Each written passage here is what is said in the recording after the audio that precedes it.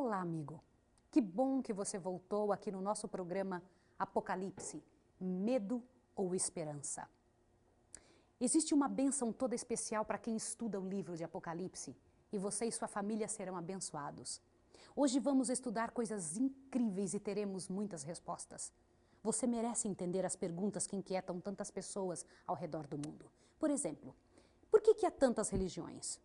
Quem são e quantas são as bestas do Apocalipse? Qual o papel que os Estados Unidos desempenham na luta final? Nós vamos abrir a Bíblia e vamos estudar cada uma destas perguntas. E você e eu vamos poder entender quais eram os desejos de Deus ao permitir que estas coisas fossem escritas. Mas nenhum de nós pode abrir a palavra de Deus sem pedir o Espírito Santo que nos ajude, que nos auxilie, que nos ensine. Porque o Espírito Santo é o nosso professor. Vamos orar? Eu quero orar com você. Misericordioso Deus e Pai, em nome de Jesus Cristo, teu Filho, queremos te pedir mais uma vez que nos ajude a compreendermos qual é a sua vontade, o que o Senhor deseja e o que o Senhor pensava quando escreveu as palavras do livro do Apocalipse. Também, Senhor, queremos te pedir que o Senhor abençoe essa pessoa que está em casa, que o Senhor encha ela de poder, que o Senhor a batize com seu Santo Espírito, em nome de Jesus. Amém.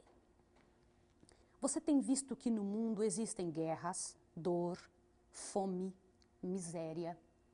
Na verdade, a dor é a ordem do dia. Nenhum de nós precisa sofrer sem ter uma resposta. Quem que você acredita que é o autor de tudo isso? Satanás é mencionado no livro de Apocalipse 55 vezes diferentes. Vamos estudar no livro de Apocalipse quais são os nomes que o identificam. Vamos dar uma olhada junto comigo, Apocalipse 12. Verso 7 em diante, nos dá alguns nomes pelos quais ele é conhecido. Eu vou ler com vocês. E houve guerra no céu. Miguel e seus anjos batalharam contra o dragão.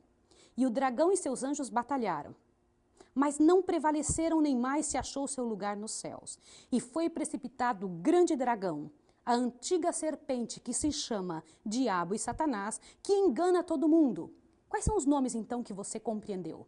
Dragão, antiga serpente, diabo, Satanás, são alguns dos nomes que o livro de Apocalipse comenta a respeito desse inimigo feroz. Um outro livro da Bíblia chamado Ezequiel, que, aliás, também é um livro profético, Satanás ali é apresentado sobre o símbolo de um perverso rei de Tiro. Ali é mencionado que ele foi criado perfeito. Vamos abrir juntos? Abra comigo a Bíblia em Ezequiel 28, verso 15. Perfeito eras nos teus caminhos, desde o dia em que foste criado, até que se achou iniquidade em ti. Ele foi criado perfeito. Esse texto nos ajuda a entender que Deus não criou o diabo perverso, assim como ele é hoje na atualidade. Nos versos seguintes que nós vamos ler, você vai ver que processo de corrupção que começou a transformar esse ser perfeito em diabo ou anjo mau, sublevado contra Deus. Foi a vaidade, o orgulho, a ambição, que foram os passos degradantes que levaram ele ao pecado. Vamos ler Ezequiel 28, verso 16 em diante. Na multiplicação do teu comércio, se encheu o teu interior de violência e pecaste. Pelo que te lançarei profanado fora do monte de Deus, e te farei perecer, ó querubim cobridor, entre pedras afogueadas. Elevou-se o teu coração por causa da tua formosura, corrompeste a tua sabedoria, causa do teu resplendor. Por terra te lancei, diante dos reis te pus, para que te contemplem.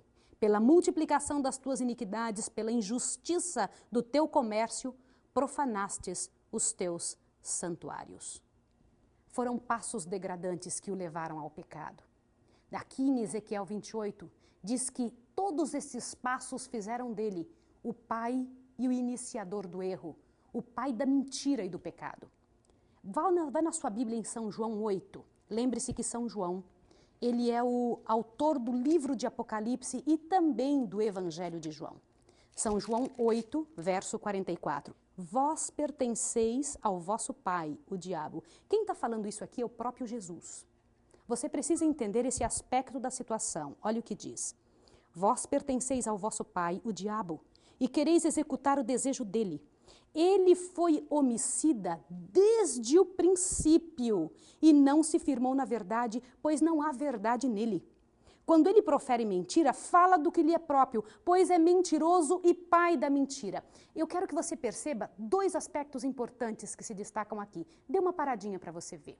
O que eu gostaria que você visse foi que o Senhor Jesus disse que Lúcifer é o pai da mentira e homicida desde o princípio.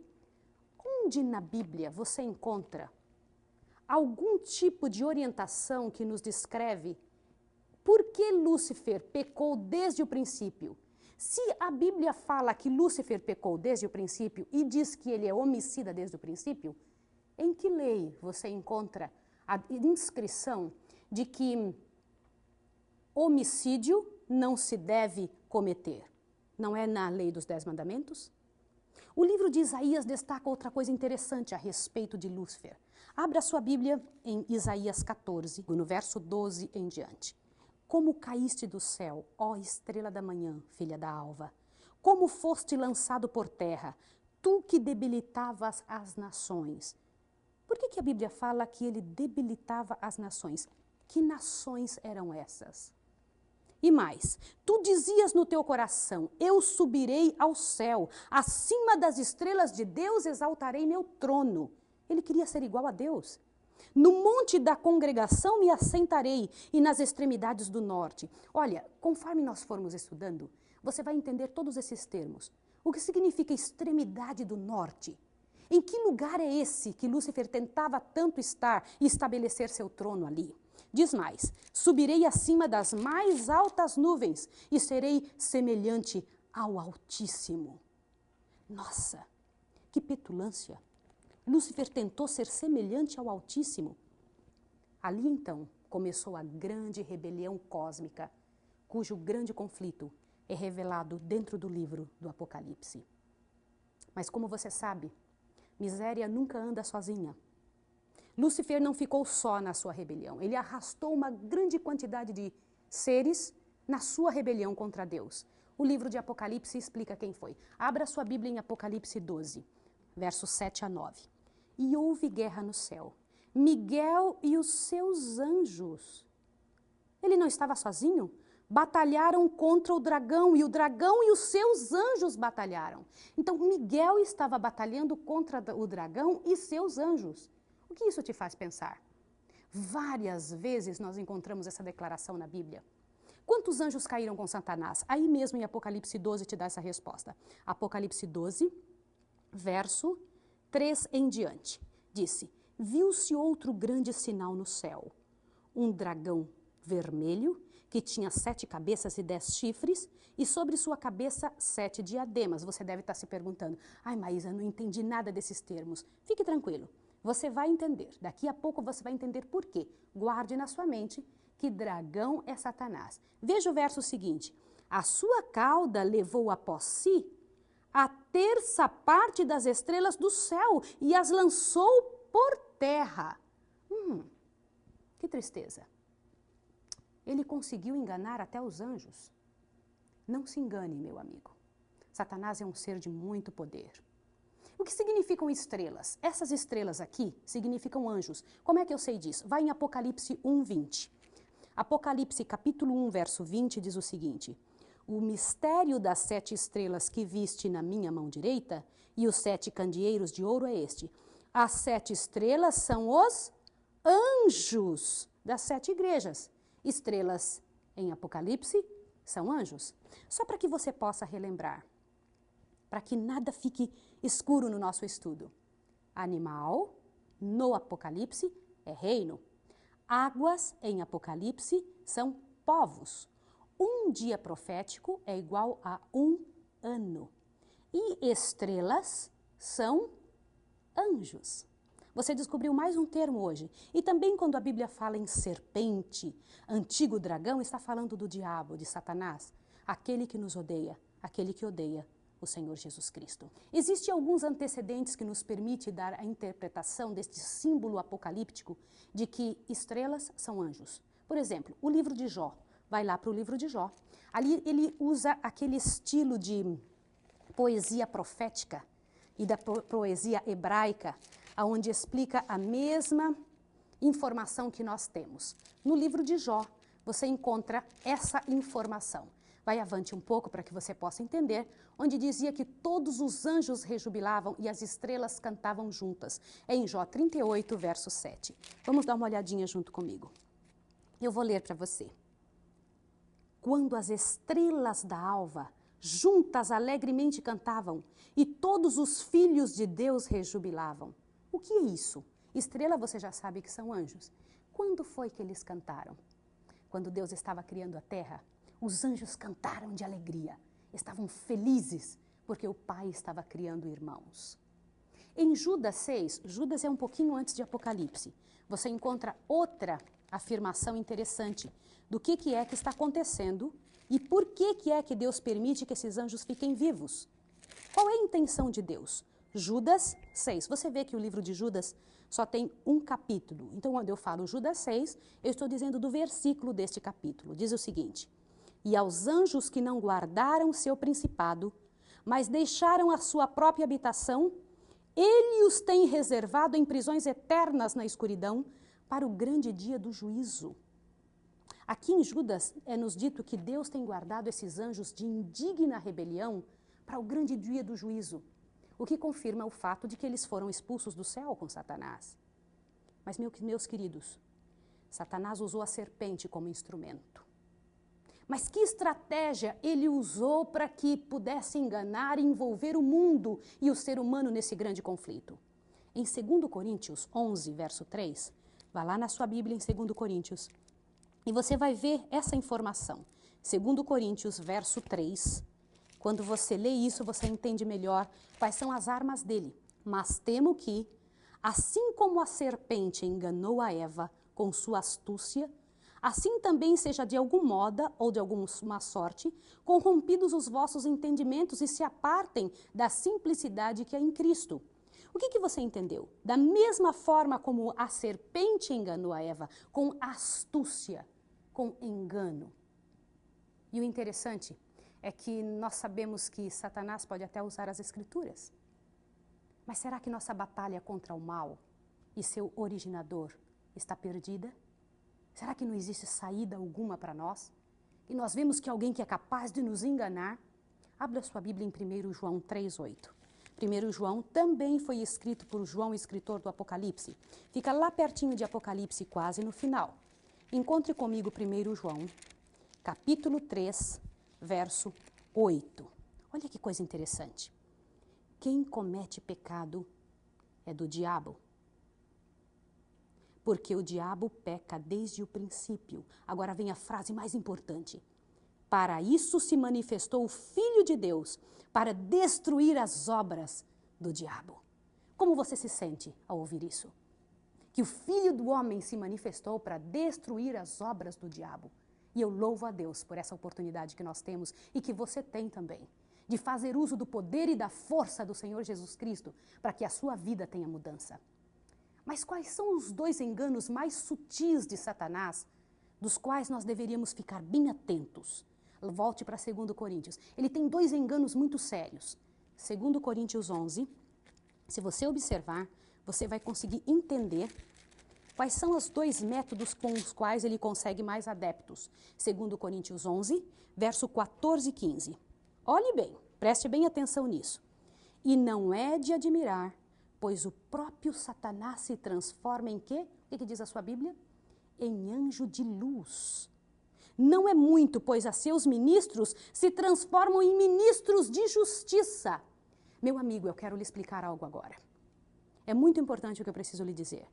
O fato de alguém ser ministro e ter muita luz, muito brilho e muita alegria, não significa que vem do Senhor. O único meio pelo qual nós podemos saber se aquele ser vem de Deus ou se não vem de Deus, é o fato de compreendermos se está falando a verdade. E lembre-se, sempre Satanás usa o engano para poder nos fazer cair na sua própria vontade. Pode Satanás realmente fazer milagres? Ou ele só aparentemente faz milagres? O livro de Apocalipse nos responde isso também. Vai em Apocalipse 16, dá uma olhadinha. Eu fico muito feliz quando você abre a sua Bíblia.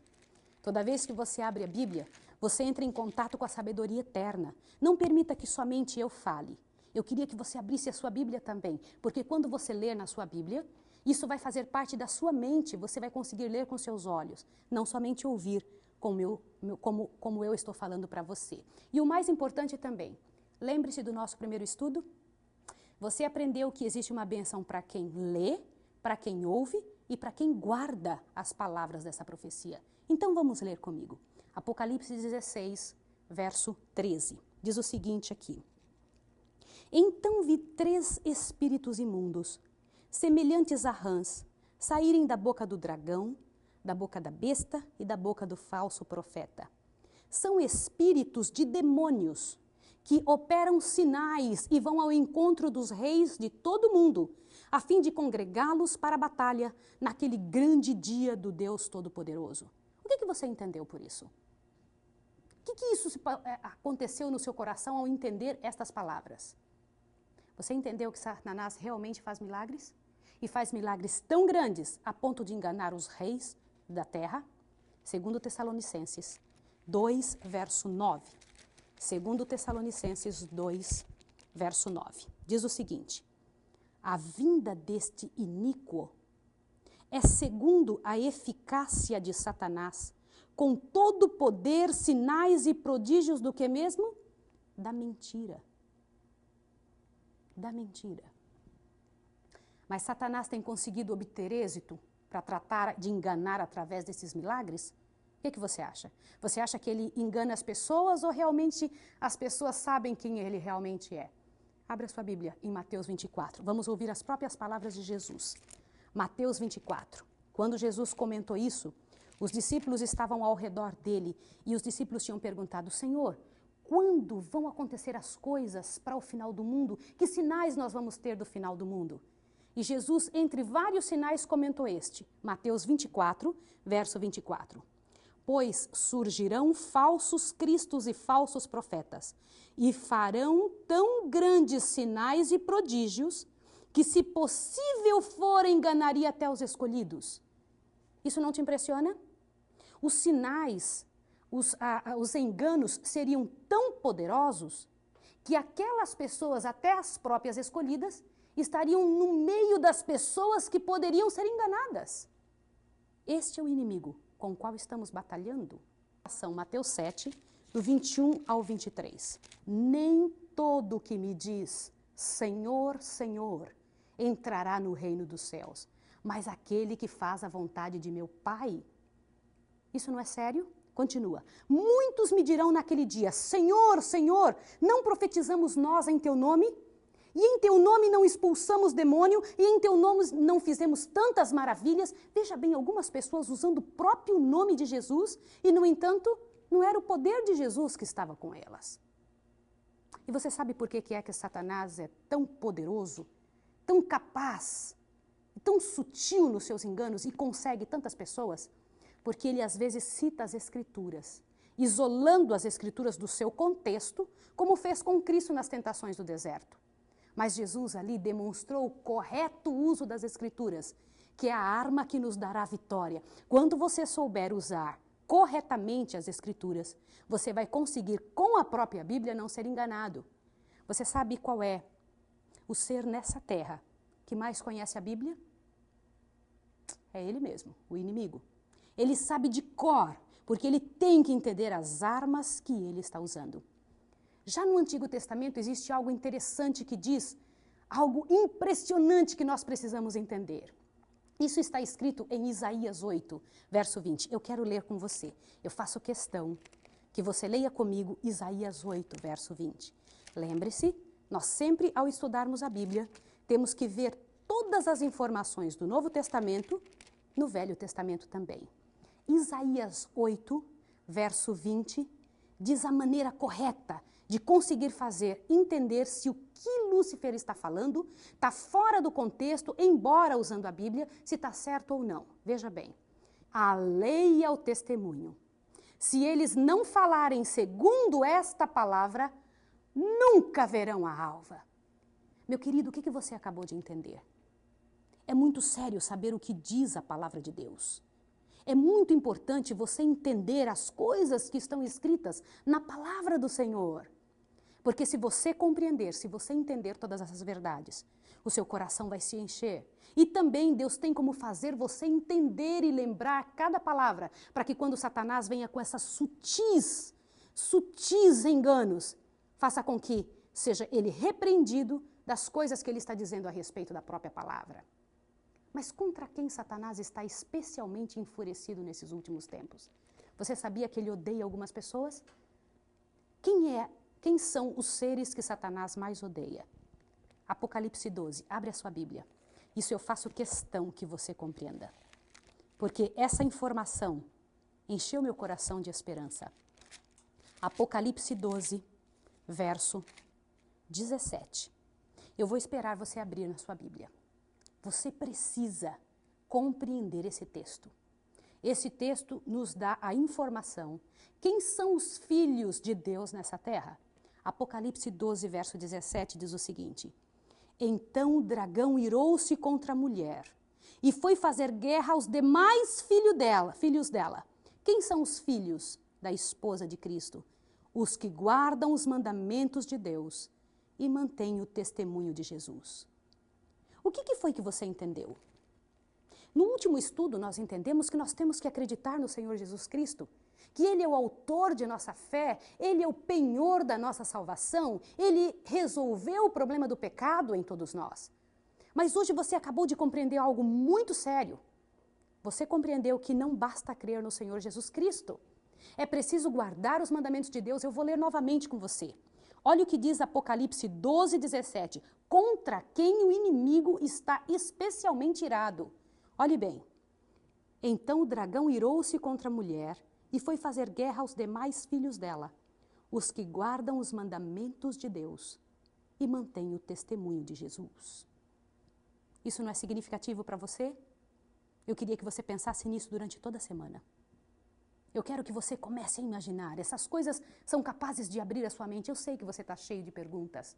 E eu louvo a Deus porque nós temos a oportunidade de conversarmos juntos, de estudarmos juntos a Bíblia e sua mente ser aberta para todas estas coisas.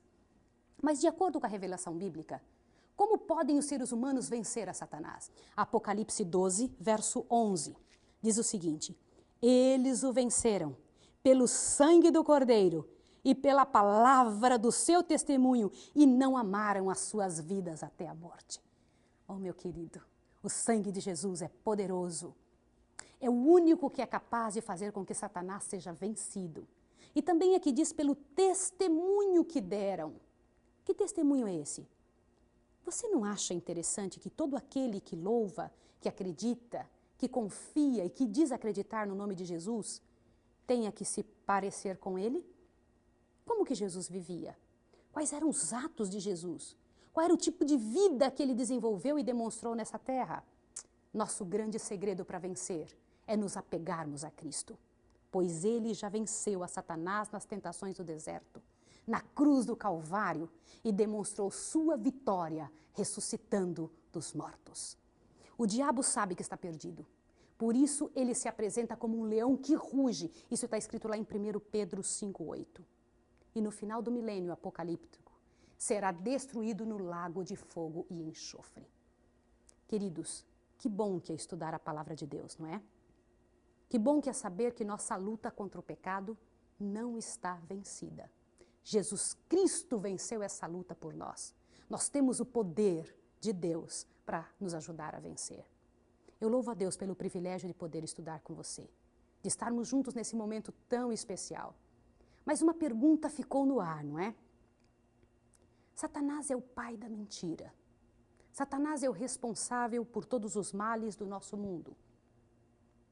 O que foi que Satanás fez a primeira vez no céu? Abra sua Bíblia em 1 João. Dê uma olhadinha para que seu coração se encha nesta pergunta. 1 João, capítulo 3, verso 4. O que diz aqui? Todo aquele que comete pecado transgride a lei, pois o pecado é a transgressão da lei. No nosso estudo de hoje, nós entendemos que Satanás pecou desde o princípio. E Satanás foi o transgressor da lei de Deus desde o primeiro momento em que ele foi encontrado como transgressor. A lei que ele pecou no céu foi a lei de Deus. Que bom que Jesus revelou todas essas verdades. Na sua palavra, nós encontramos todas essas orientações para que não sejamos enganados. Eu convido a você para estarmos juntos outra vez. No próximo estudo, nós vamos fazer deste momento o melhor momento de nossa semana. Mas antes de nós irmos embora, eu quero orar com você. Quero pedir a Deus para que todas essas palavras possam frutificar dentro do seu coração. Possam fazer o bem dentro do seu coração que Deus esperou que fizesse, ao serem elas escritas. Eu quero orar por sua família. Quero que você convide seus amigos para que estejam conosco na próxima vez. Chame seus amigos, a sua família. Nós vamos entender que luta é essa e como agir dentro dessa luta para sermos tão vencedores quanto estas pessoas que foram descritas hoje para nós, os que guardam os mandamentos de Deus e têm o testemunho de Jesus. Eu vou orar por sua família agora. Misericordioso Deus e Pai, muito obrigado pelo Senhor Jesus Cristo, o Cordeiro de Deus, que venceu o pecado. Muito obrigado por ter enviado o seu Filho ao mundo. Obrigado pela salvação que encontramos no seu Filho. Queremos te pedir que nos ensine a sermos aqueles descritos no livro do Apocalipse, os que guardam os mandamentos de Deus e têm a fé em Jesus. Abençoa essa família, essas pessoas que estão vendo. Queira abençoá-los, queira fortalecê-los e que possamos nos encontrar na tua paz na próxima semana. Em nome de Jesus. Amém. Até a próxima. Se você deseja saber mais sobre esse ou outros assuntos relacionados ao Apocalipse e sobre a volta de Jesus, entre em contato conosco e receba um estudo sobre as revelações do Apocalipse. E saiba mais sobre as incríveis profecias deixadas na Bíblia por Jesus e sobre a sua segunda vinda. Nos vemos sábado que vem neste mesmo horário. Que Deus te abençoe. Até lá! As perguntas respondeu-me, os meus medos compreendeu. Ao falar a minha fé, sim, Ele ergueu. Mas quem será que comigo vai? O meu nome sabe bem.